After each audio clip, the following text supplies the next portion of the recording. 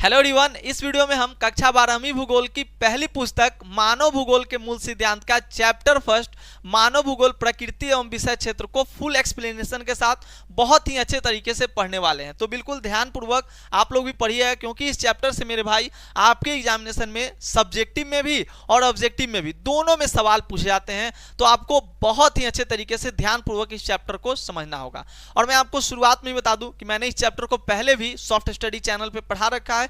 अगर आप सर्च करते हैं ना class 12 geography chapter first by soft study या आकाश सर, तो आपको वीडियो मिल जाएंगे। हालांकि अभी जो जितने भी वीडियोज आ रहे हैं मैं फिर से चैप्टर फर्स्ट से पढ़ा रहा हूं, तो इसका मैंने एक अलग से प्लेलिस्ट बना दिया है। अगर आप प्लेलिस्ट चेक कीजिएगा तो उसमें आपको सारे वीडियो जो है सीक्वेंस मतलब वन फॉर्म में आपको मिल जाएंगे, लाइन बाय लाइन आपको सारे वीडियोज मिल जाएंगे। तो आप वहां से भी आसानी से हर एक चैप्टर को कंप्लीट कर सकते हैं। तो आइए आज का जो हमारा चैप्टर है मानव भूगोल प्रकृति एवं विषय क्षेत्र। तो सबसे पहले मैं आपको बता दूं कि इस चैप्टर में हम लोग मानव भूगोल के बारे में पढ़ेंगे और उसकी मानव भूगोल की प्रकृति क्या है, और एक इंपॉर्टेंट टर्म्स इस चैप्टर में है जिसपे पूरा का पूरा जो है आप कह सकते हैं अध्याय ही आधारित है आपका, कि मानव का प्राकृतिकरण और प्रकृति का मानवीयकरण। इसी पे पूरा का पूरा ये चैप्टर आधारित है। अगर आपने इन सभी टर्म्स को अच्छे से समझ लिया ना तो ये चैप्टर आपका फिनिश हो गया।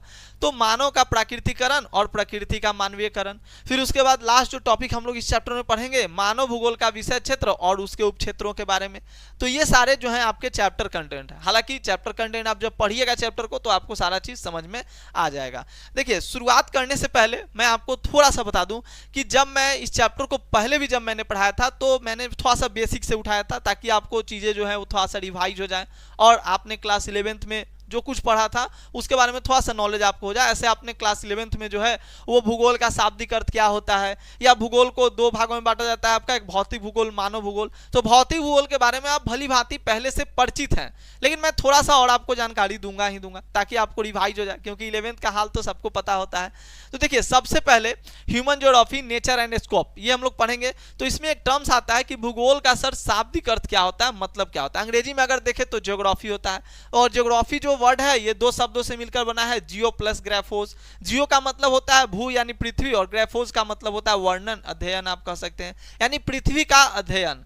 तो यहां पर है भूगोल का शाब्दिक अर्थ क्या होता है, पृथ्वी का वर्णन तथा उसके बदलते रूप का वर्णन। बदलते रूप का वर्णन इसलिए लिखा गया है कि पृथ्वी, अगर आप पृथ्वी पे थोड़ा सा आप नजर दौड़ाइएगा तो आप देखिएगा कि यहां पर जो चीजें हैं वो परिवर्तनशील है, शाश्वत नहीं है। चीजें क्या है, परिवर्तनशील है, यानी बदलाव होते रहता है।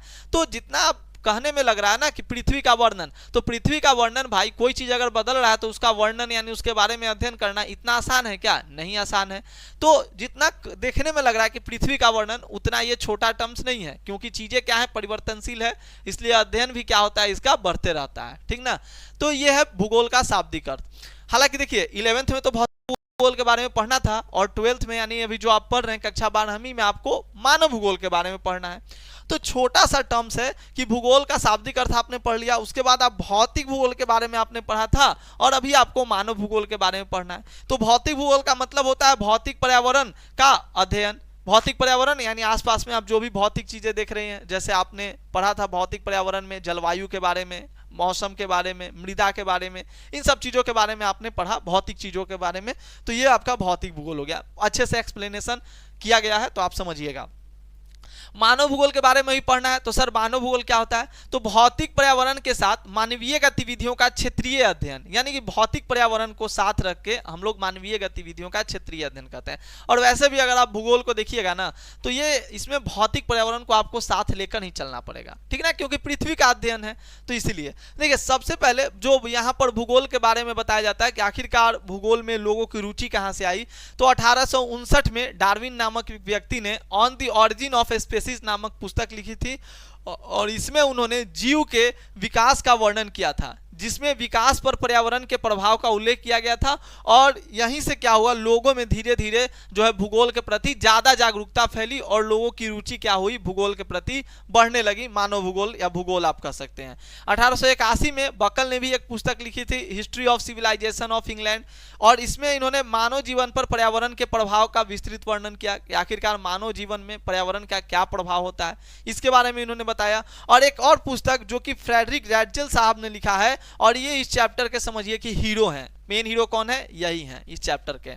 ऐसे और भी हीरो हैं, यहाँ पे आते रहेंगे हीरो, लेकिन यहाँ पर पहले जो हीरो माने जाएंगे वो आपके फ्रेडरिक रैटजेल साहब हैं। इन्होंने एक अपनी पुस्तक लिखी थी जिस पुस्तक का नाम था एंथ्रोपोजियोग्राफी। इसमें तो उन्होंने मानव भूगोल को डिफाइन ही किया था, इनके हम लोग डेफिनेशन को भी पढ़ेंगे कि आखिरकार किस प्रकार से इन्होंने मानव भूगोल को डिफाइन किया था। तो एंथ्रोपोजियोग्राफी में तो भूगोल की मानव केंद्रित विचारधारा प्रस्तुत कर मानव भूगोल को विधिवत एक नया स्वरूप प्रदान किया। इन्हें मानव भूगोल का जनक माना जाता है। देखिए एग्जाम में बहुत ही ज्यादा पूछा जाने वाला सवाल है कि मानव भूगोल के जनक, देखिए बच्चे कहते हैं सर साइड होकर पढ़ाइए तो हमें दिखेगा। देखिए मैं साइड हो गया हूं। तो इन्होंने इनको जो है मानव भूगोल का जनक भी माना जाता है। तो मानव भूगोल के जनक के नाम से कौन जाने जाते हैं? आपके फ्रेडरिक रैटजेल। और भूगोल के जन्मदाता कौन है? भूगोल के जनक यानी भूगोल का पिता इरोस्थेनीज। तो आप लोग को ये पता होना चाहिए। चलिए आगे हम लोग आते हैं। तो हम लोग बात कर रहे थे भूगोल के बारे में। तो भूगोल की दो शाखाएं आपकी, भौतिक भूगोल और मानव भूगोल। तो भौतिक भूगोल को छोड़ दीजिए, भौतिक भूगोल के बारे में आप एग्जाम्पल समझ लिए तो वो हो गया। मानव भूगोल में हम लोग भौतिक पर्यावरण के साथ मानवीय गतिविधियों का क्षेत्रीय अध्ययन करेंगे, भौतिक पर्यावरण को साथ लेकर। तो आइए सबसे पहले जो है आप ये जानिए कि आखिरकार मानव भूगोल कहते किसे हैं, मानव भूगोल का परिभाषा क्या होता है, बहुत इंपॉर्टेंट है। तो मानव भूगोल का परिभाषा अकॉर्डिंग टू, आप अगर एनसीईआरटी चलेंगे तो एनसीईआरटी ने आपको जो है मुख्य रूप से 3 लोगों का यहाँ पर जो है आपको डेफिनेशन पढ़ने को बोला है। और एग्जाम में भी पूछता है इस तरह से कि रैटजेल साहब के अनुसार या फ्रेडरिक रैटजेल के अनुसार मानव भूगोल को किस प्रकार से परिभाषित किया गया है, या एलन सी सैंपल ने मानव भूगोल को किस प्रकार से परिभाषित किया है। तो इन चीज़ों को आपको समझना होगा। तो रैटजेल ने कहा है, जिनका पूरा नाम फ्रेडरिक रैटजेल है, इन्होंने कहा है कि जो मानव भूगोल है भैया वो मानव समाज यानी हम लोग मानव जो समाज है और धरातल यानी जो पृथ्वी है इसके बीच के संबंधों का संश्लेषित अध्ययन है, मतलब मिला जुला अध्ययन है। संश्लेषित करने का मतलब मिला जुला अध्ययन है, यानी कि मानव समाज और ये जो पृथ्वी है इसके बीच का क्या है तो एक अध्ययन है। ये किसने कहा है? रैटजेल ने कहा है। मानव भूगोल को इस प्रकार से रैटजेल ने डिफाइन किया है। फिर आप देखिएगा एलन सी सैंपल ने भी मानव भूगोल को डिफाइन किया, जो कि इनकी ही स्टूडेंट रही हैं, शिष्या हैं, शिष्या लिखा गया बुक में भी, तो इनकी ही शिष्या हैं। तो इन्होंने कहा है कि मानव भूगोल अस्थिर पृथ्वी और क्रियाशील मानव के बीच परिवर्तनशील संबंधों का अध्ययन है। मतलब इन्होंने संघर्ष की दृष्टि से क्या किया है, मानव भूगोल को डिफाइन किया है कि जो पृथ्वी है अस्थिर है और क्रियाशील जो है वो मानव है, तो इनके बीच का जो है क्या है परिवर्तनशील, यानी आप कह सकते हैं संघर्ष की दृष्टि से ये डेफिनेशन दिया गया है। इनके संबंधों का क्या है? अध्ययन है। फिर पॉल विडाल डी ला ब्लास के द्वारा भी डिफाइन किया गया इसको। पॉल विडाल डी ला ब्लास ने क्या कहा कि जो हमारी पृथ्वी को नियंत्रित करने वाले भौतिक नियम तथा इस पर रहने वाले जीवों के बीच संबंधों के अधिक संश्लेषित ज्ञान से उत्पन्न संकल्पना ही मानव भूगोल है। मतलब जब हमारे पृथ्वी पर जो भी जीव रह रहे हैं और इन पृथ्वी को नियंत्रित करने वाले जो भी भौतिक नियम है और इस पर रहने वाले जो भी जीव हैं, इनके मध्य जो संबंध होता है, मतलब परस्पर संबंध होता है, मिला जुला जो संबंध होता है, उससे जो मिला जुला ज्ञान उत्पन्न होता है उसी को हम लोग क्या कहते हैं? मानव भूगोल कहते हैं। तो ये जो डेफिनेशन है, ये जो परिभाषा है, इन सभी परिभाषाओं को आपको क्या करना है कि एकदम डायरेक्टली रट लेना है। क्योंकि देखिए एग्जामिनेशन में सवाल आ सकता है रैटजेल ने मानव भूगोल को किस प्रकार से डिफाइन किया, पॉल विडाल डी ला ब्लास के अनुसार मानव भूगोल का डेफिनेशन, ठीक है, एलन सी सैंपल के द्वारा मानव भूगोल का डेफिनेशन। तो आपको इसको क्या करना है, बिल्कुल जैसा लिखा गया है वैसे आपको रट लेना है। इसका नोट्स जो है आपको वो टेलीग्राम पे मिल जाएगा। टेलीग्राम का नाम है सॉफ्ट स्टडी आकाश कुमार। तो टेलीग्राम पे जाइएगा, आपको इसका पीडीएफ मिल जाएगा क्लास के बाद। देखिए तो हम लोग इस चैप्टर में जो है मानव व प्रकृति के संबंधों का अध्ययन करेंगे और उसकी 3 विचारधारा है और इन 3 विचारधाराओं के बारे में हम लोग पढ़ेंगे। अभी मैंने आपको शुरुआत में एक टर्म्स बोला था, मानव का प्राकृतिकरण और प्रकृति का मानवीयकरण। यही तो सबसे पहली विचारधारा निश्चयवाद, जिसको मानव का प्राकृतिकरण भी कहा जाता है, संभववाद प्रकृति का मानवीकरण, और नव निश्चयवाद रुको और जाओ, इसके समर्थक ग्रिफिथ टेलर, इसके समर्थक आपके पॉल विडाल डी ला ब्लास, और निश्चयवाद के समर्थक इसको पर्यावरणीय निश्चयवाद भी कहा जाता है। कहीं कहीं देखिएगा तो किसी किसी बुक में आपको पर्यावरणीय निश्चयवाद भी देखने के लिए मिलेगा। तो इसके समर्थक रैटजेल थे और एलन सी सैंपल, दोनों ही एक ही कैटेगरी के लोग, ठीक है। तो ये इसके समर्थक थे, यानी पुराने जो भी भूगोलवेता हुए वो इसके समर्थक रहेंगे।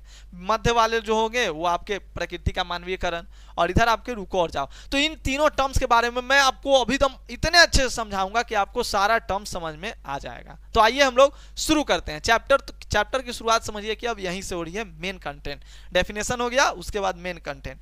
मानव का प्राकृतिकरण और प्रकृति का मानवीयकरण, ये जो 2 टर्म्स है आपके लिए बहुत ज्यादा इंपॉर्टेंट है। इसको अंग्रेजी में कहा जाता है मानव का प्रकृतिकरण यानी कि नेचुरलाइजेशन ऑफ ह्यूमन, और प्रकृति का मानवीयकरण यानी ह्यूमनाइजेशन ऑफ नेचर।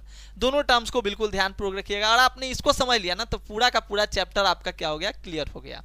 देखिए तो पहला पॉइंट है कि मानव का प्रकृतिकरण यानी कि नेचुरलाइजेशन ऑफ ह्यूमन।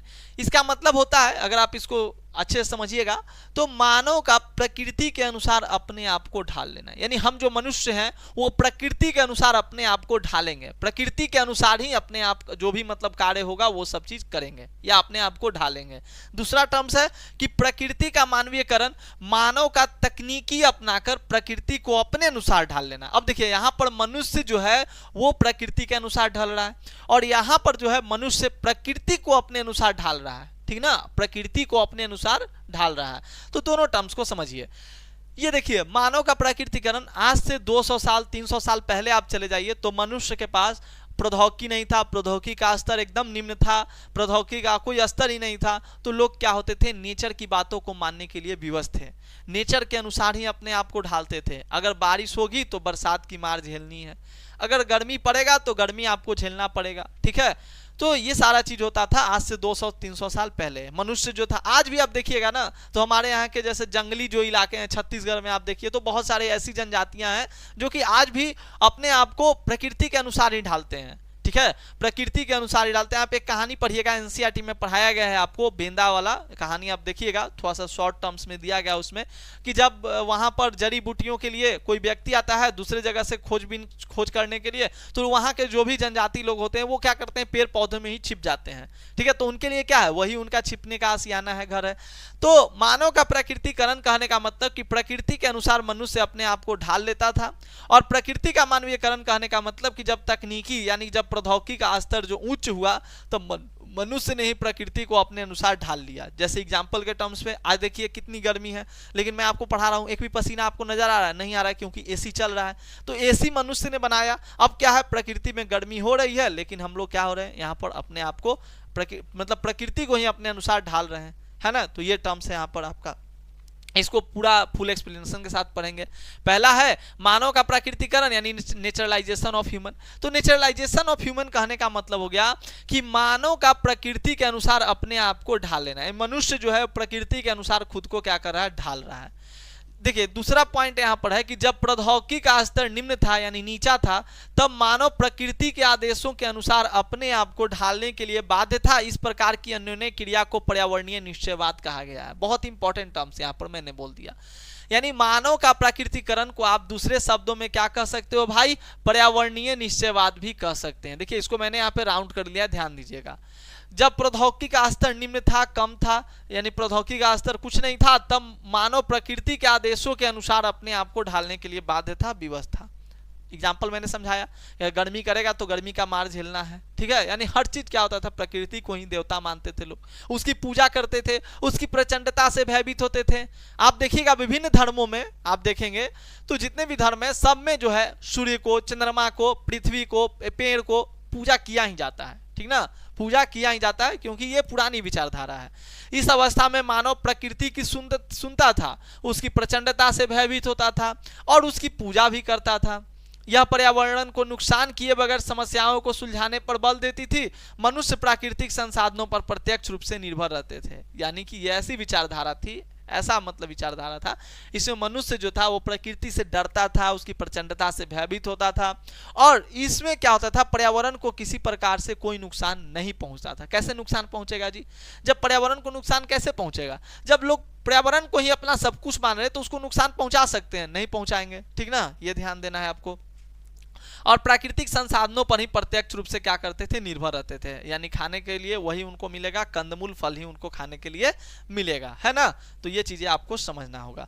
इस तरह से मानव के प्राकृतिकरण हुआ। मानव का प्राकृतिकरण किस तरह से हुआ, यानी समझिएगा कुल मिलाकर टर्म्स यही है कि जब मानव यानी कि जो मनुष्य है वो प्रकृति के नियमों को पालेगा, प्रकृति के नियमों को सुनेगा, उसकी प्रचंडता से भयभीत होगा, उसको अपना सब कुछ मानेगा, इसी विचारधारा को मानव का प्राकृतिकरण कहते हैं, या विचार विचारधारा अगर हम लोग बात करें तो पर्यावरणीय निश्चयवाद की विचारधारा कहते हैं।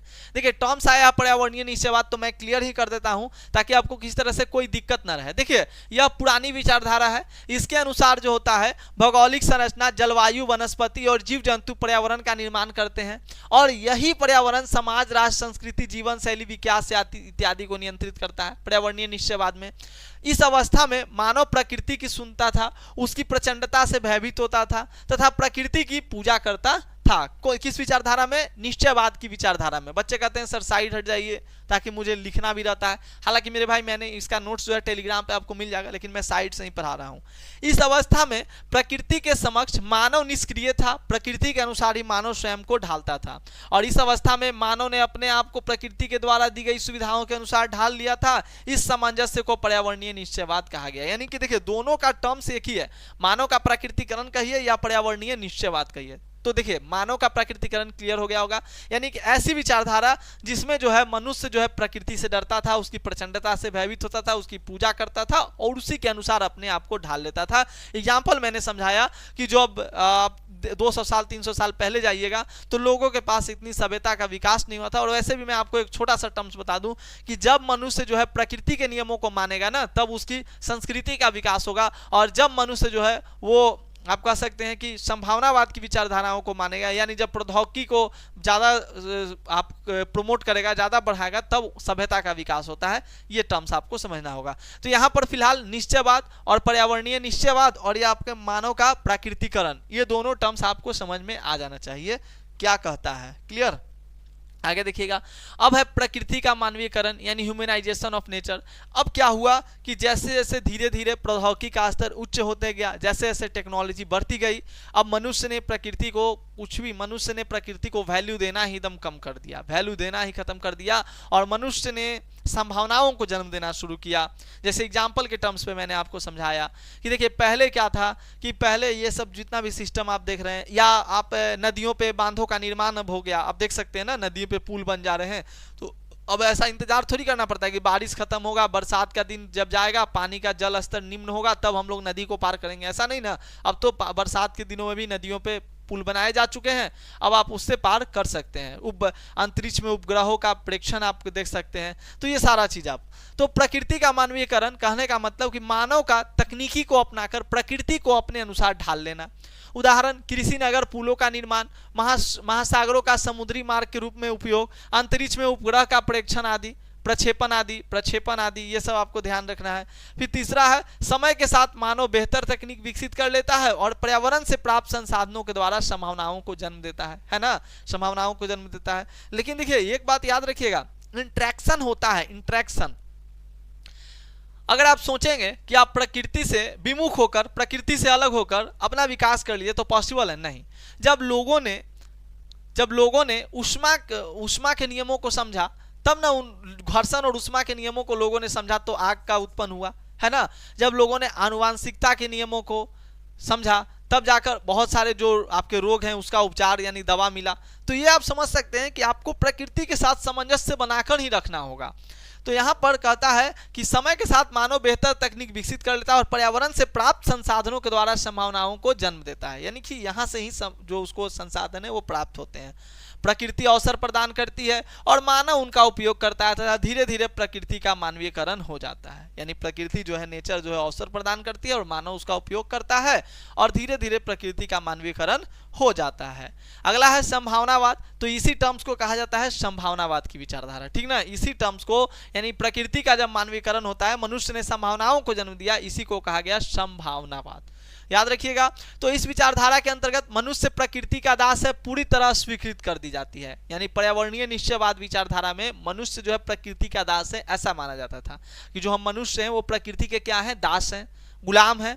लेकिन जब संभावनावाद की विचारधारा आती है, इसमें इस बात को बिल्कुल कट कर दिया जाता है कि मनुष्य जो है प्रकृति का दास नहीं है, ठीक ना। तो पूरी तरह से अस्वीकृत कर दी जाती है। इसके अनुसार प्रकृति के तत्वों को चुनने के लिए मानव स्वतंत्र है। समय के साथ मानव बेहतर तकनीक विकसित कर लेता है और पर्यावरण से प्राप्त संसाधनों के द्वारा संभावनाओं को जन्म देता है। इसी विचारधारा को संभावनावाद कहा गया।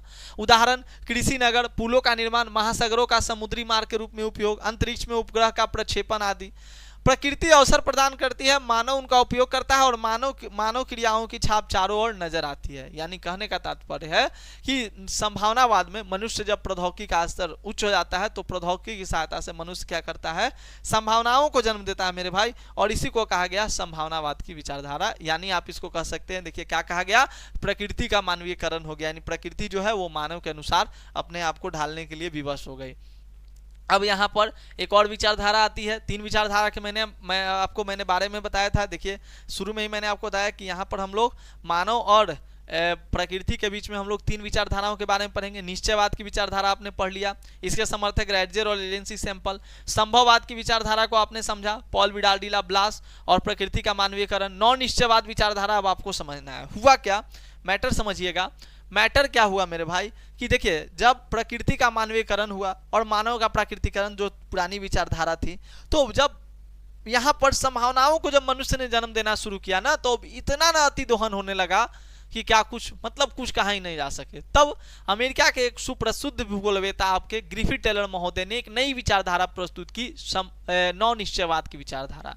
ये क्यों प्रस्तुत करना पड़ा, क्योंकि मनुष्य इतना कह सकते हैं अंधा हो गया कि अब अपना फायदा के लिए, अपना विकास के लिए, अपने सभ्यता के विकास के लिए, अपना तो विकास कर ही रहा है, संभावनाओं को जन्म दे रहा है, लेकिन प्रकृति को विनाश कर करके संभावनाओं को जन्म देना शुरू किया। जैसे जंगलों की अंधाधुंध कटाई होने लगी।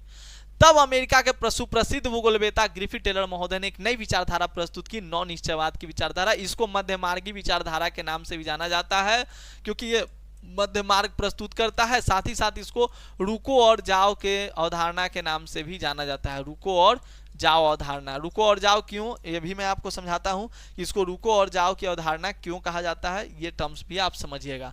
मध्यमार्गी विचारधारा और रुको और जाओ की अवधारणा भी इसको कहा जाता है। देखिए समझिएगा, इस विचारधारा के जनक ग्रिफिथ टेलर महोदय हैं और यह विचारधारा पर्यावरणीय निश्चयवाद और संभावनावाद के बीच के मार्ग को प्रस्तुत करती है, इसीलिए इसको मध्यमार्गी विचारधारा कहा जाता है। क्यों, क्योंकि ये संभावनावाद और जो आपके पुरानी विचारधारा थी आपकी पर्यावरणीय निश्चयवाद, इन दोनों के बीच के मार्ग को प्रस्तुत करती है। इनका कहने का तात्पर्य क्या, मैं यही समझा देता हूँ।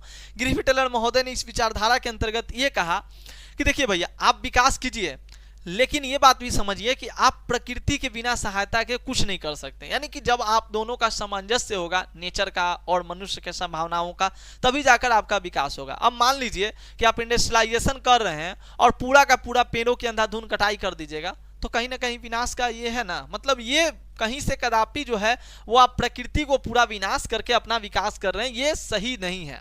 तो उन्होंने एक एग्जाम्पल भी देकर समझाया कि जिस प्रकार से हम लोग सड़क चौराहे पे जाते हैं तो वहाँ पे लाइट लगा हुआ रहता है, 3 लाइट लगा हुआ रहता है, रेड, येलो और ग्रीन। तो लाल का मतलब होता है रुको, येलो का मतलब तैयार हो जाओ और ग्रीन का मतलब जाओ, पार करो, है ना।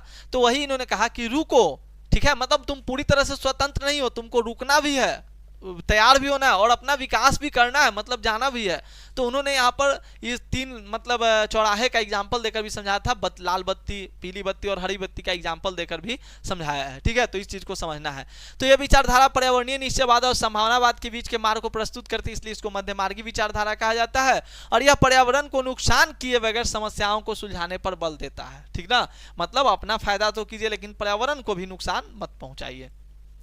पर्यावरणीय निश्चयवाद के अनुसार मनुष्य न तो प्रकृति पर पूरी तरह निर्भर होकर रह सकता है और न ही प्रकृति से स्वतंत्र रहकर जी सकता है। वही मैंने बताया, प्रकृति पर विजय पाने के लिए प्रकृति के ही नियमों का पालन करना एवं उसे विनाश से बचाना होगा। प्राकृतिक देनों का प्रयोग करते हुए प्रकृति की सीमाओं का ख्याल रखना चाहिए। उदाहरण था औद्योगिकरण करते हुए जंगलों को नष्ट होने से भी हमें क्या करना है, बचाना है। और इसी विचारधारा को नौ निश्चयवाद की विचारधारा कहा गया। इसको देने वाले कौन थे, आपके ग्रिफिथ टेलर महोदय। तो कुल मिलाकर देखिए, मैंने आपको 3 विचारधारा पढ़ाया। पहले तो मैंने आपको मानव भूगोल का डेफिनेशन पढ़ाया, रैटजेल के अनुसार, पॉल विडाल डी ला ब्लास के अनुसार, एलेंसी सैंपल के अनुसार, तीनों याद रखिएगा। फिर आप मानव का प्राकृतिकरण, प्रकृति का मानवीयकरण, मानव के प्राकृतिकरण को ही कहा गया क्या, पर्यावरणीय निश्चयवाद, प्रकृति के मानवीयकरण को संभावनावाद, और नौ निश्चयवाद की विचारधारा जो हुई वो इन दोनों के बीच को मार्ग को प्रशस्त करती है कि आप अपना तो विकास कीजिए लेकिन नेचर के नियमों को भी समझिए, प्रकृति का भी विनाश मत कीजिए। ठीक है, आप प्रकृति से ना तो बिल्कुल विमुख होकर रह सकते हैं, ना ही बिल्कुल स्वतंत्र होकर रह सकते हैं। उस पे पूरा निर्भर भी नहीं रह सकते हैं और उससे बिल्कुल स्वतंत्र भी नहीं रह सकते हैं। तो इन चीजों को को समझना होगा आपको। तो एग्जाम में सवाल आपसे ऐसे बनेंगे, ठीक ना, कि पर्यावरणीय निश्चयवाद की विचारधारा से आप क्या समझते हैं, संभावनावाद की विचारधारा से आप क्या समझते हैं, निश्चयवाद अवधारणा में किस चीज को घटक को महत्वपूर्ण माना गया, पर्यावरण को महत्वपूर्ण माना गया, संभावनावाद में मानवीय घटक को महत्वपूर्ण माना गया, नौ निश्चयवाद में मानवीय और पर्यावरणीय दोनों घटकों को महत्वपूर्ण माना गया। ऑब्जेक्टिव में ऐसे सवाल बनेंगे। अब चैप्टर कंटिन्यू, मैंने आपको मानव भूगोल के विषय क्षेत्र और उपक्षेत्र के बारे में बताया था कि इसके बारे में मैं पढ़ाऊंगा। तो मानव भूगोल के विषय क्षेत्र अगर हम लोग देखें तो मानव भूगोल जिसमें हम मनुष्य तथा वातावरण के पारस्परिक संबंधों का क्षेत्रीय आधार पर अध्ययन करते हैं, यही डेफिनेशन है। पृथ्वी तल पर पाए जाने वाले मानवीय तत्व को समझने व उनकी व्याख्या करने के लिए मानव भूगोल सामाजिक विज्ञानों के सहयोगी विषय जैसे सामाजिक विज्ञान, मनोविज्ञान, कल्याण अर्थात समाजशास्त्र, राजनीतिक विज्ञान, सैन्य विज्ञान, कृषि विज्ञान, पर्यटन और यात्रा प्रबंधन तथा अंतर्राष्ट्रीय व्यापार आदि के साथ घनिष्ठ अंतरापृष्ठ विकसित करती है। ज्ञान के विस्तार के साथ नए उपक्षेत्रों का विकास होता है। मानव भूगोल का जो विषय क्षेत्र है इसमें हम लोग सामाजिक, ये सब जो आपके भूगोल के विज्ञान है, इन सभी का हम लोग अध्ययन करते हैं। अब आइएगा इसके हम लोग कुछ अध्ययन क्षेत्र को जानते हैं कि मानव भूगोल के अंतर्गत किस अवधि में किस चीज पे ज्यादा जोर दिया गया, किसके बारे में पढ़ा गया। जैसे आप देखिएगा समय अवधि यहाँ पर दिया गया है, आरंभिक उपनिवेशिक युग की बात कीजिएगा, आरंभिक उपनिवेश युग का बात करेंगे आप लोग। तो इसका उपागम क्या रहा, अन्वेषण और विवरण रहा, और इसमें प्रमुख गतिविधियां तो ऋतु ज्योतिष संबंधी ज्ञान में वृद्धि हुई। उत्तर उपनिवेश युग देखिएगा, प्रादेशिक विश्लेषण पे जोर दिया गया जिसमें विश्व के विभिन्न भूभागों का अध्ययन किया गया। अंतर्युद्ध अवधि के बीच 1930 का जो दशक रहा उसमें क्षेत्रीय विभेदन पे ध्यान दिया गया, यानी किसी क्षेत्र विशेष की विशेषता और अन्य भागों में इसका अंतर क्या हुआ देखने को मिला, पढ़ा गया इसके बारे में। 1950 के दशक के अंत से 1960 के दशक के अंत तक स्थानिक संगठन पे जोर दिया गया, यानी कंप्यूटर की खोज, वैज्ञानिक नियमों का मानव द्वारा व्यापक उपयोग, विभिन्न मानवीय क्रियाओं का मानचित्र प्रारूप निर्माण, ये सब किया गया। 1970 के दशक में मानवीय और व्यवहारिक चिंतन, सामाजिक और राजनीतिक क्षेत्र में भूगोल का महत्व। और यहाँ पर 1990 का जो दशक देखा गया, इससे ऑब्जेक्टिव बना है जी, इससे ऑब्जेक्टिव सवाल बहुत ज्यादा बनता है। भूगोल में उत्तर आधुनिकतावाद, और उत्तर आधुनिकतावाद के कारण भूगोल में समन्वय सिद्धांत के बदले विभिन्न क्षेत्रों की स्थानीय स्थितियों का अध्ययन पर बल देकर मानव कल्याण के लिए मार्ग प्रशस्त करना, इन चीजों पे क्या किया गया, जोर दिया गया। तो मानव भूगोल के अध्ययन क्षेत्र से एग्जाम में सवाल बन जाते हैं ऐसे कि बताइए 1930 का दशक मानव भूगोल के किस उपागम के लिए जाना जाता है, क्षेत्रीय विभेदन के लिए। 1970 का दशक मानवीय और व्यवहारिक चिंतन के लिए। 1990 का दशक भूगोल में उत्तर आधुनिकतावाद। तो ये टर्म्स आपको क्या करना है, ध्यान में रखना है। अब मानव भूगोल का जो है अन्य सामाजिक विज्ञान के साथ संबंध जो है उसको पढ़ना है। तो जैसे आप सामाजिक भूगोल, इससे भी एग्जाम में सवाल बनता है, सामाजिक भूगोल का क्या है उपक्षेत्र। तो सामाजिक भूगोल के उपक्षेत्र देखिए ये सब है, कौन, व्यवहारिक भूगोल, व्यवहारवादी भूगोल, सामाजिक कल्याण का भूगोल, अवकाश भूगोल, सांस्कृतिक भूगोल, लिंग भूगोल, ऐतिहासिक भूगोल, चिकित्सा भूगोल। एग्जाम में पूछ देगा कि बताइए सामाजिक भूगोल का निम्नलिखित में से कौन जो है उपक्षेत्र है, एक इसमें से दे देगा, तीन अलग से दे देगा, तो आपको ध्यान रखना होगा।